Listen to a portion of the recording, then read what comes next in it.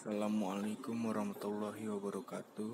Kami dari kelompok 4 ingin mempresentasikan tentang batik Papua dan batik tulis yang akan dibacakan oleh kelompok saya, yaitu 1. Agis Mufrizal, 2. Diana Farida, 3. Aura Huria, 4. Lukita Widani, 5. Rehan Devara Aknar, 6. Salsabila Suci Wibowo, 7. Viana Febrianti.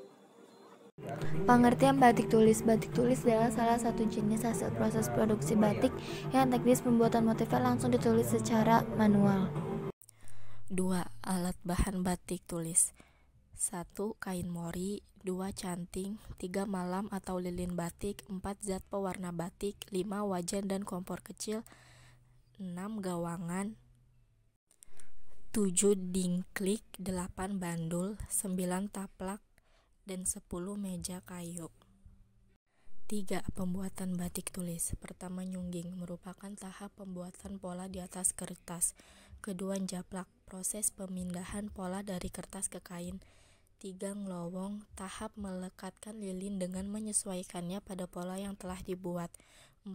Ngiseni, proses memberikan ornamen-ornamen seperti gambar, bunga, tumbuhan, atau hewan. 5. Nyolet, merupakan proses mewarnai dengan kuas. Mopok, menutup bagian yang telah diwarnai dengan malam atau lilin. Nembok, tahap untuk menutup bagian latar belakang pola yang tidak diwarnai. Ngelir, proses pewarnaan kain dengan merendamnya pada pewarna alami atau kimia secara menyeluruh. Ngelorot, perendaman kain ke dalam air mendidih untuk meluruhkan malam. Ngerentesi merupakan proses memberikan titik pada kelowongan menggunakan canting dengan jarum tipis. Nyumri, penutupan bagian tertentu dengan malam. Ngelorot merupakan tahap terakhir, tahap meluruhkan dan melarutkan malam pada kain dilakukan dengan memasukkan kain pada air mendidih. Setelah tahap-tahap atas selesai dilakukan, kain batik dapat dikeringkan dengan cara diangin-anginkan. Pengertian batik Papua. Batik Papua adalah pakaian khas dari wilayah Papua. Ini juga berkembang selain di wilayah Papua itu sendiri.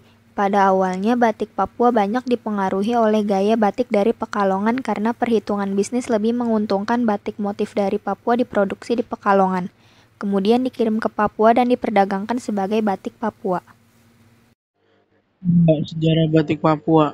Menurut sejarahnya, batik Papua ini berawal ketika pemerintah Indonesia mendapatkan bantuan yang berasal dari The United Nations Development Programme atau UNDP pada tahun 1985, di mana bantuan tersebut ditujukan sebagai pemberdayaan kebudayaan yang ada di daerah Indonesia bagian timur.